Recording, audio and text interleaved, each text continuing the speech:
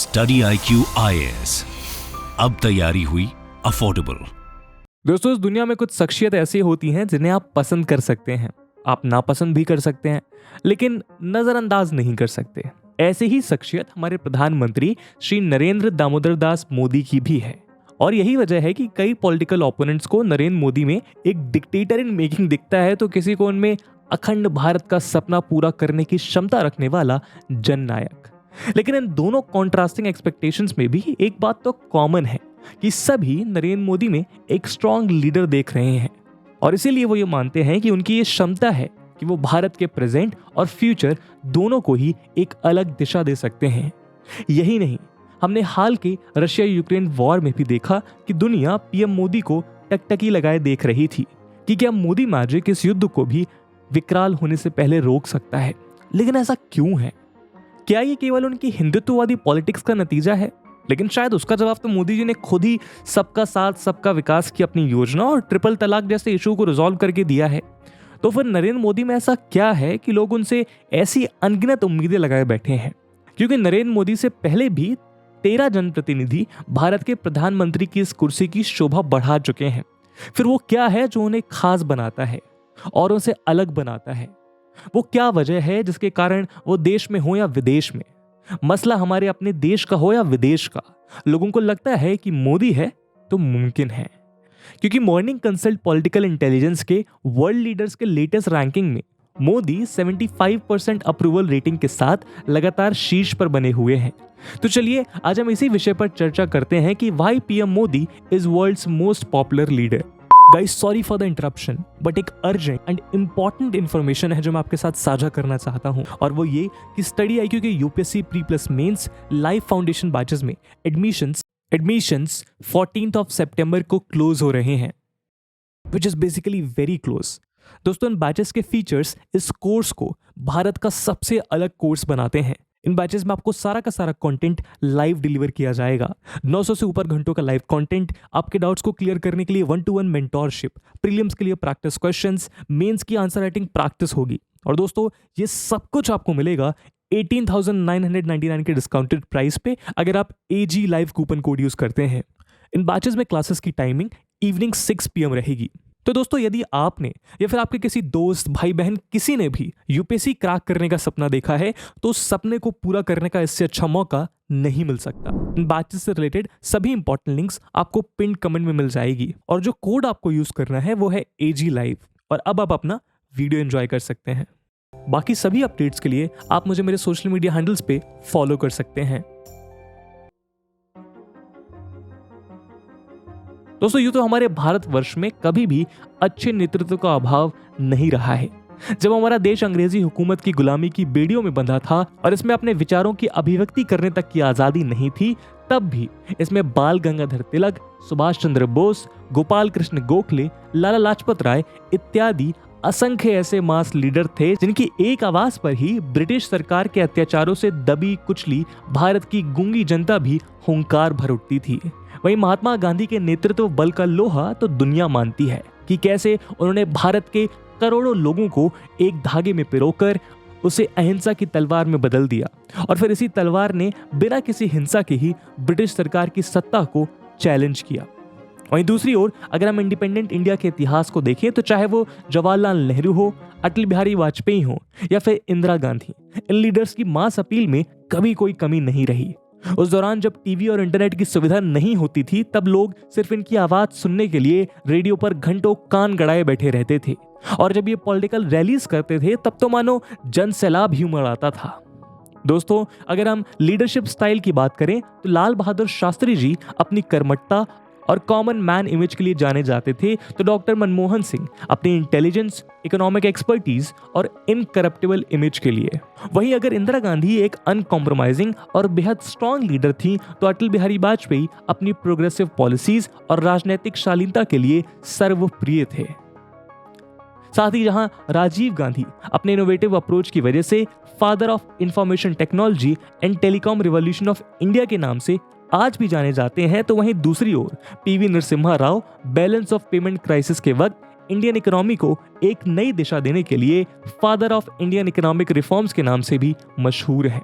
तो ऐसे में प्रश्न ये उठता है कि नरेंद्र मोदी में ऐसा क्या खास है, वो क्या है जिसकी वजह से मास अपील और पॉपुलैरिटी के मामले में आज वो सबसे आगे निकलते नजर आ रहे हैं। तो उसका बड़ा सीधा सा जवाब है ऑल ऑफ द अबव।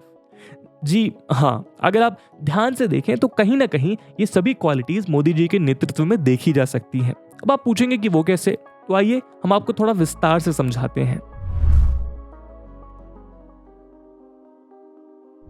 दोस्तों, मोदी जी न केवल अपनी ऑरेटरी स्किल्स के लिए जाने जाते हैं, बल्कि उनका यूनिक वर्ड सिलेक्शन भी उन्हें मासेस से सीधा जोड़ देता है।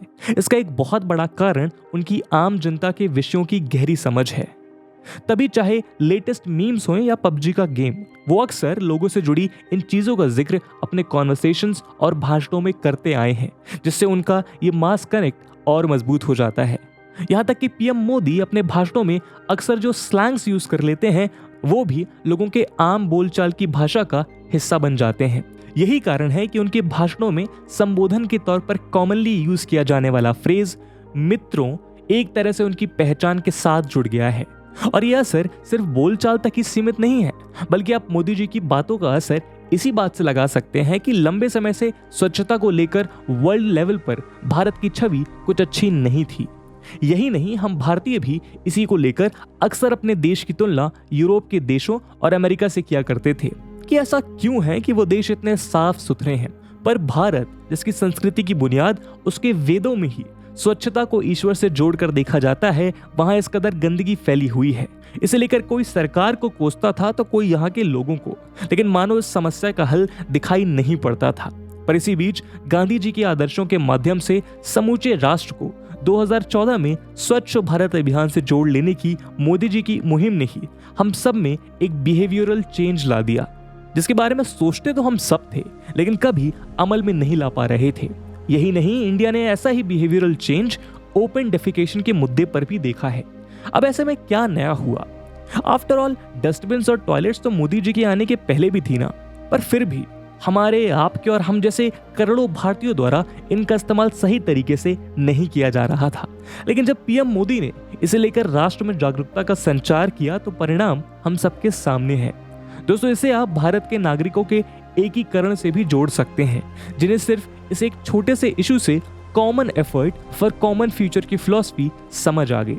यही कारण है कि उसके बाद चाहे डिमोनेटाइजेशन की लंबी लाइन हो या कोविड के दौरान कोविड वॉरियर्स का उत्साह बढ़ाने के लिए चलाई गई थाली बजाने की मुहिम, इतनी बड़ी संख्या में भारतीयों का इसमें सम्मिलित होना ये दर्शाता है कि मोदी जी की बातों का असर लोगों पर कितना गहरा होता है। और अब वो ये बात मानते हैं कि अपने प्रधानमंत्री के कोऑर्डिनेशन में किए गए उन सब के ये छोटे छोटे एफर्ट्स ही उन्हें बड़े रिजल्ट्स देंगे। हालांकि आर्गुमेंट्स और उनके काउंटर आर्गुमेंट्स से हम भले ही उनके इन फैसलों में कमियां निकाल सकते हैं और कुछ हद तक ये आर्गुमेंट्स शायद ठीक भी हों, पर फिर भी इस बात से ये फैक्ट इग्नोर नहीं किया जा सकता कि देश में मोदी जी की फॉलोइंग किस कदर बढ़ी है।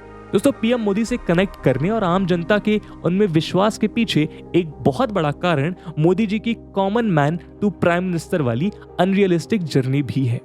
मोदी जी की जमीन से जुड़ी हुई राजनीति और उनके एक चाय की दुकान से शुरू कर आरएसएस के कार्यकर्ता, फिर गुजरात के मुख्यमंत्री और फिर भारत के प्रधानमंत्री बनने का सफर लोगों में एक उम्मीद जगाता है।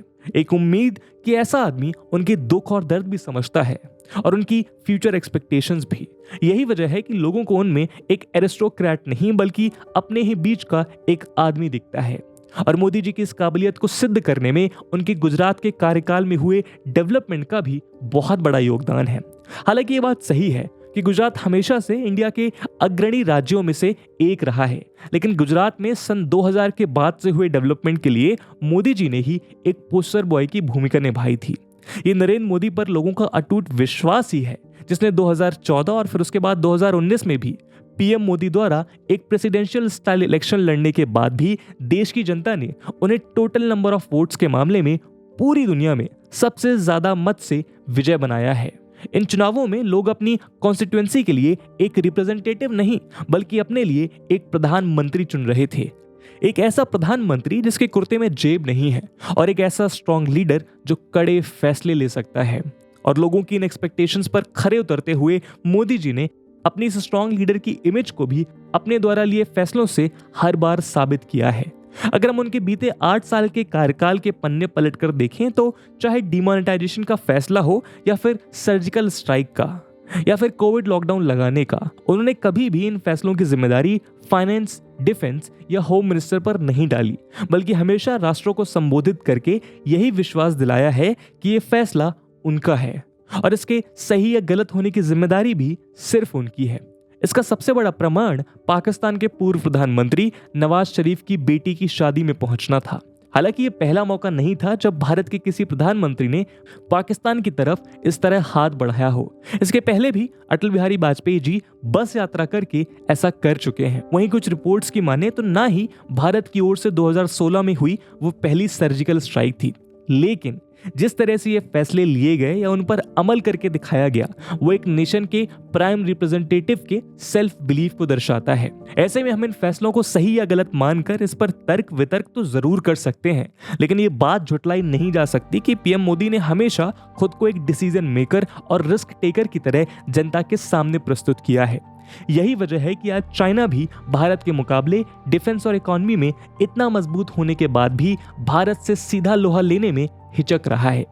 यही नहीं, ये मोदी जी की रिस्क टेकिंग एबिलिटी और अपने फैसले खुद करने की सोच ही है जिस वजह से चाहे डिफेंस हो या इकोनॉमी, टेक्नोलॉजी हो या एजुकेशन, हर फील्ड में लगातार इनोवेटिव स्टेप्स लिए जा रहे हैं। वहीं अगर हम इस मोदिज्म को वर्ल्ड लेवल पर बढ़ती उनकी पॉपुलैरिटी से जोड़कर देखें तो हम पाएंगे कि एक देश की गवर्नमेंट द्वारा ऐसी रॉक स्टडी अप्रोच रखना उसके ग्लोबल इमेज के लिए भी बहुत प्रोडक्टिव होता है। यही कारण है कि दुनिया भर के इन्वेस्टर्स भारत में अपना विश्वास जता रहे हैं। पर ऐसे में प्रश्न ये भी उठता है कि क्या दुनिया का ये विश्वास भारत पर है या फिर इसके प्राइम मिनिस्टर नरेंद्र मोदी पर? कहीं ग्लोबल लेवल पर पीएम मोदी की बढ़ती पॉपुलैरिटी असल में इंडिया की ग्रोइंग पॉपुलैरिटी का एक आफ्टर इफेक्ट तो नहीं? आइए इसका जवाब ढूंढने की कोशिश करते हैं। दोस्तों, ग्लोबलाइजेशन के इस दौर में सारी दुनिया एक कॉस्मोपॉलिटियन ग्लोबल विलेज बन गई है, जहां दुनिया के एक कोने में घटित होने वाली कोई घटना पूरे विश्व पर अपना प्रभाव डालती है।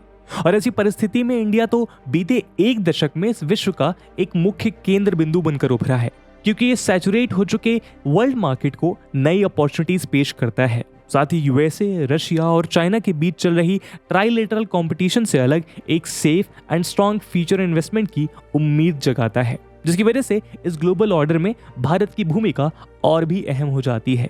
इसके अलावा ग्लोबली इंडियन डायस्पोरा जो रोल प्ले करता है वो किसी से छुपा नहीं है। ऐसे में इंडिया में एक स्टेबल और डिसीजिव गवर्नमेंट का एस्टैब्लिश होना world wide business political sphere के लिए एक अच्छी खबर है। यही वजह है कि बीते कुछ सालों में विश्व स्तर पर भारत का कद काफी तेजी से बढ़ा है, फिर वो स्टेट चाहे किसी डिप्लोमेटिक पॉलिसी मेकिंग बॉडी का हो या ग्लोबल मार्केट का। सारी दुनिया भारत की ओर अपनी नजरें गड़ाए बैठा है। इस वजह से पीएम मोदी की ओवरसीज पॉपुलैरिटी को इंडिया की पॉपुलैरिटी से जोड़ के देखा जा रहा है।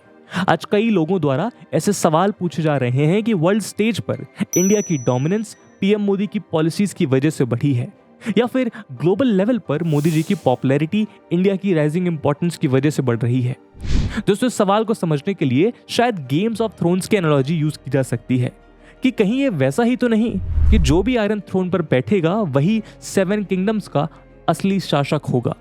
शायद आज के दौर में ग्लोबल पॉलिटिक्स में इंडिया ही वो आयरन थ्रोन बन चुका है जो इसके लीडर को वर्ल्ड लेवल पर एक डोमिनेंट प्लेयर बना देता है। लेकिन ऐसा कह के इस बात को नकारा नहीं जा सकता कि इस वर्ल्ड लेवल पर अगर आज पीएम मोदी का कद बढ़ा है तो ये कहीं ना कहीं उनकी अपनी कैपेबिलिटीज और पॉलिसीज का ही नतीजा है, जिसकी वजह से चाहे आज यूएसए के प्रेसिडेंशियल इलेक्शंस कैंपेन हो या फिर रशिया यूक्रेन के बीच में टेंशंस, नरेंद्र मोदी सब में एक मेजर रोल प्ले करते हुए दिखाई देते हैं। यही नहीं, चाहे पाकिस्तान में आए फ्लड्स हों या फिर श्रीलंका का इकोनॉमिक क्राइसिस, उम्मीद मोदी जी से ही की जाती है कि मोदी है तो मुमकिन है।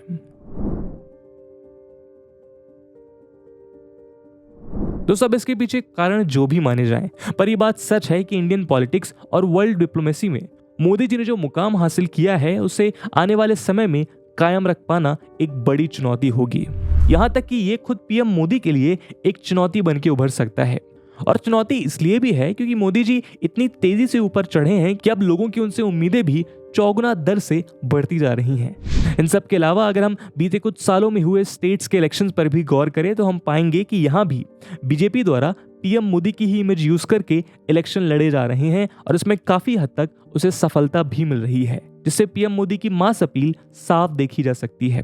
ऐसे में अब तो ये आने वाला वक्त ही बताएगा कि मोदी जी फिर से सबकी उम्मीदों पर खरे उतरकर तीसरी बार प्रधानमंत्री की गद्दी पर स्थापित होते हैं या फिर नहीं। तो इस बारे में आपका क्या विचार है, हमें कमेंट सेक्शन में जरूर बताइएगा। आज के वीडियो के लिए इतना ही। आई होप आपको वीडियो पसंद आया होगा, और अगर पसंद आया है तो अपने दोस्तों के साथ शेयर करना मत भूलिएगा। मिलते हैं अगले वीडियो में, तब तक के लिए जय हिंद, जय भारत। स्टडी IQ IAS, अब तैयारी हुई अफोर्डेबल।